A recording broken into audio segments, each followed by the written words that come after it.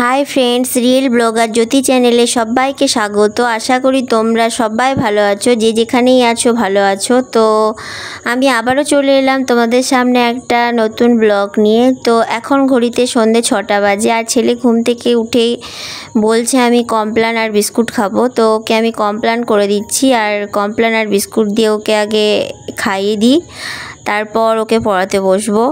তো আমি আজকে সন্ধ্যে 6টা থেকে রাত 9টা অবধি কী করলাম সেটাই তোমাদেরকে দেখানোর চেষ্টা করলাম। তো প্লিজ তোমরা ভিডিওটি স্কিপ না করে ফুল ভিডিওটি দেখো, তোমাদের কাছে অনুরোধ রইল দেখার। তো আমি এখন কমপ্লানটা জলটা গরম করে নিয়েছি, দিয়ে কমপ্লানটা গুলে দিচ্ছি, দিয়ে ছেলেকে দেবো। আর ছেলেকে আমি বিস্কুট আর কমপ্লান দিয়ে দিয়েছি। তো ও এখন বিস্কুট আর কমপ্লানটা খেয়ে নিক। তো ওর খাওয়া হয়ে গেছে, দিয়ে এখন ওকে পড়াতে বসবো। ও পড়তে বসতেই যায় না, আর ও খুব চঞ্চল, অত্যাধিক চঞ্চল। ওকে যদি আমি 10 মিনিট বসিয়ে রাখি পড়ানোর জন্য, সেটাও আমার ভীষণ চাপের হয়ে যায়। কারণটা 10 মিনিট বসিয়ে রাখা আমার পক্ষে ভীষণ টাফ হয়ে যায়। তো ও দেখতেই পাও তোমরা ভিডিওতে যে ও বসে বেশিক্ষণ চুপচাপ থাকে না, সব সময় এদিক ওদিক ও করতে থাকে। তার ফলে আমি ওকে নিয়ে যতক্ষণ বসি আমার মাথা ব্যথা হয় বকতে গিয়ে। বাবা লেখো, বাবা চোখ এই দিকে, বাবা হাতে এরকম করে না, মন দাও। সব সময় ওর চোখ একদিকে, আমি পড়াচ্ছি একদিকে আর ওর দেখছে একদিকে, ওর খাতা একদিকে, ওর হাত একদিকে, ওর খাতা একদিকে, ওর পা একদিকে। সব সময় ও বিরক্ত করে, আর আমি একবার করে জোর গলায় চিৎকার করি, তারপর সে এসে আবার বসে কিছুক্ষণ, তারপর আবার যেকার সেই। তো ওকে নিয়ে মোটামুটি আমি 10 মিনিট যদি বসি তাহলেই আমার অনেক হয়ে যায়। কারণটা ওরও অনেক হয়ে যায়, কারণ ও বসতে চায় না। আর আমার অনেক হয়ে যায়, কারণ ওকে বেশিক্ষণ যত বসিয়ে রাখবো আমার তত বেশি মাথা ব্যথা হবে। তো ওকে যতক্ষণ নিয়ে একটুখানি বসি তো আমার মাথা ব্যথা হয়ে যায় ওর পেছনে বকতে। তো ও এখন বকে ওকে এখন আমি পড়াচ্ছি, আর একটু করে পড়ছে, আর ও এটা সেইটা করতে আছে। ওই দেখো কেমন করছে। তো জানি না ও বড় হয়ে কি হবে, তবে ইচ্ছে আছে যে ও ভালো মানুষ হোক, সব বাবা মারাই চায়। তো আমি এখন রাত্রেবেলা রুটি করব আর মিষ্টি কুমড়োর তরকারি। তো বর নিয়ে এসছে, সেগুলোই দেখিয়ে দিলাম। দিয়ে এখন একটু চা খেয়ে নিচ্ছি আমি। দিয়ে চাটা খেয়ে এখন আমি একটু আটা মাখতে চলে এলাম। আমি একটু গরম জল দিয়ে আটা মাখি, তার ফলেই আমি চামচটা দিয়ে একটু মেখে নিই আগে, কারণ গরম তো হাত দিতে পারবো না। তার ফলে আগে চামচ দিয়ে ঘেঁটে নিই, তারপরে আমি আটাতে হাত দিই। তো গরম জল দিয়ে আটাটা মাখলে একটু রুটিটা নরম হয়, একটু বলতে ভালোই নরম হয়। তো আর খেতেও ভালো লাগে নরম রুটি। আমার মা করে, যেহেতু এরকম করে আমরা খেয়ে অভ্যস্ত, তার ফলেই আমরা নরম রুটি খেয়ে অভ্যস্ত। তার ফলেই আমি মায়ের মতো করে করার চেষ্টা করি, যদিও বা মায়ের মতো অতটা ভালো পারি না, তো করার চেষ্টা করি। বিয়ের আগে তো আমি রুটি করতামই না। আমি রান্না বান্না অন্য কিছু করলেও রুটিটা সেভাবে কোনো দিন আমি বিয়ের আগে করিনি। মা যখন হসপিটালে বা নার্সিংহোমে ভর্তি হয়েছে তখন হয়তো বাবাকে আমি করে দিয়েছি, কিন্তু কন্টিনিউয়াসলি কোনো দিন রুটি বানাইনি। তো সেই রকম তো অতটাও ভালো হতো না, তো যেরকমই হতো সেরকম করেই বাবা খেয়ে নিত। তো এখন যেহেতু সংসার হয়েছে, বিয়ে হয়েছে, তো এখন তো আর না করলেও নয়, করতেই হবে। তার ফলে এখন করতে হয়।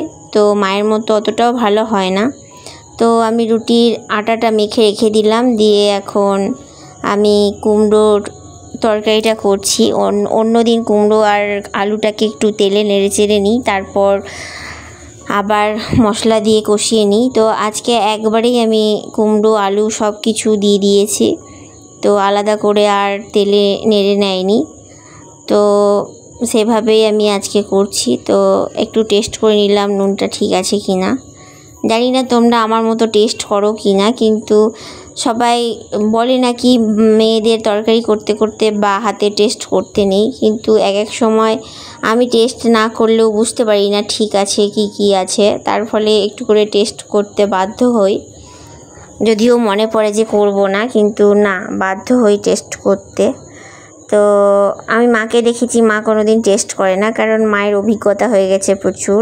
আর আমি তো সবে আমার সংসার জীবন 5 বছর, তো 5 বছর ধরে আমি কন্টিনিউয়াসলি রান্না করছি। আগে তো শখ করে রান্না করতাম বাবার বাড়ি থাকতে, আর এখন শখ না, এখন করতেই হবে বাধ্য হয়ে। তার ফলে সেরকমভাবে অতটা আমি মানে পাকাপোক্ত হয়ে যায়নি, তার জন্যে একটু করে চেখে নিতে হয়।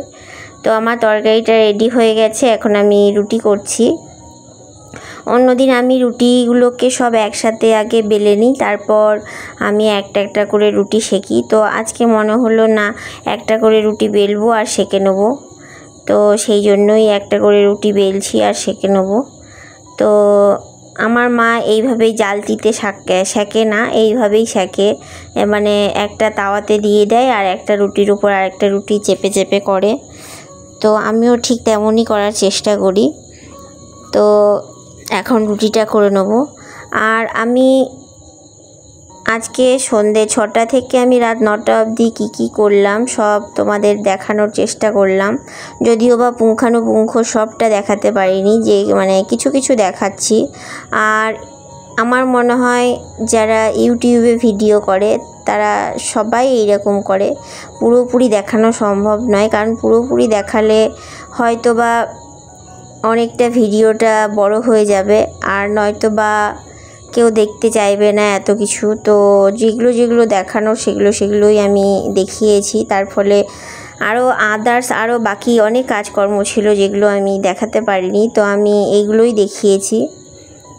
তারপর আমি ভিডিওটা বড় করতে চাইছিলাম না, ভাবলাম একটু শর্টের মধ্যেই করব, যাতে করে তোমাদেরও একটু ধৈর্য হয় ভিডিওটা দেখার জন্য। তো আমি এখন রুটি করছি, একটা করে রুটি সেঁকবো আর একটা করে বেলবো, যদিও বা একটু দেরি হবে, কারণটা একবারে রুটিগুলো সব করে নিলে তারপর সেগুলো সেঁকলে একটু মানে টাইমটা কম লাগে, কিন্তু এভাবে একটু টাইমটা বেশি লাগবে, কারণ হিটটা আমি কম দিয়ে রুটিটাকে সেঁকছি। কারণ বেলার টাইমটা তো আমার চাই, সেক্ষেত্রে আমি হিটটা কম দিয়ে দিয়েছি আর রুটিটা বেলছি। আর সব বেলে নিলে তখন হিটটা একটু বেশি দিয়ে একটার পর একটা সেঁকে নেওয়া হয়, তার ফলে একটু তাড়াতাড়ি হয়। তো আমার মা আবার এইভাবেই করে, একটা করে রুটি সেঁকে আর একটা করে বেলে, কিন্তু মা খুবই স্পিডি, মা এত তাড়াতাড়ি করে যে আমি বুঝতেই পারি না মা কখন রুটি করলো, কিন্তু আমার দ্বারা সেটা এখনও হয় না।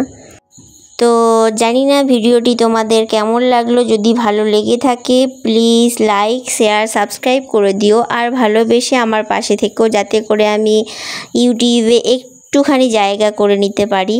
তো তোমরা যদি পাশে না থাকো তো আমি সেটা করতে পারবো না।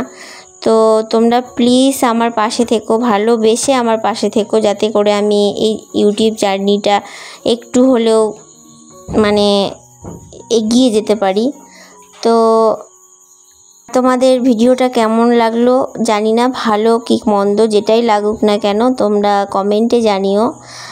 আর যদি খারাপ লাগে সেক্ষেত্রে কোথায় খারাপ লাগলো বা কিছু, সেটা আমি সংশোধন করার চেষ্টা করব। আর ভালো লাগলে তোমাদেরকে অসংখ্য ধন্যবাদ আমার তরফ থেকে। তো আমার রুটি প্রায় শেষের দিকে, তো আমার রুটি সবটাই প্রায় হয়ে গেছে, আর 2-3টে আছে, তো সেগুলো আমি করে নেব। আর এখন ঘড়িতে 8:30 বাজে, আর আমি তাড়াতাড়ি করার চেষ্টা করছি, কারণটা ছেলে আজকে শুধু বিস্কুট আর কমপ্লান খেয়ে আছে, তোর খিদে পেয়ে যাওয়ার কথা, তাই ও বলছে মা হলো করছে, তো তাড়াতাড়ি করার চেষ্টা করছি। তো এখন এই রুটিটা হয়ে গেলেই ওদেরকে খেতে দিয়ে দেবো, তারপর যা করার করব। আরও তো কাজকর্ম আছে, সব পরিষ্কার পরিচ্ছন্ন, রান্না করা, পরিষ্কার করা, বাসন মাজা, এসব তো আছেই। তো আমার রুটি রেডি হয়ে গেছে, তো ওদেরকে আমি দিয়ে দিয়েছি, ছেলে ইতিমধ্যে খেতে শুরু করে দিয়েছে।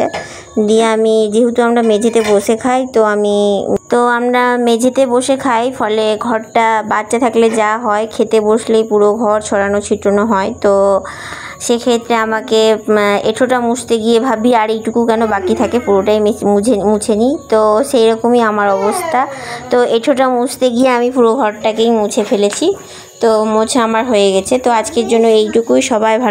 সবাই ভালো থেকো, সুস্থ থেকো।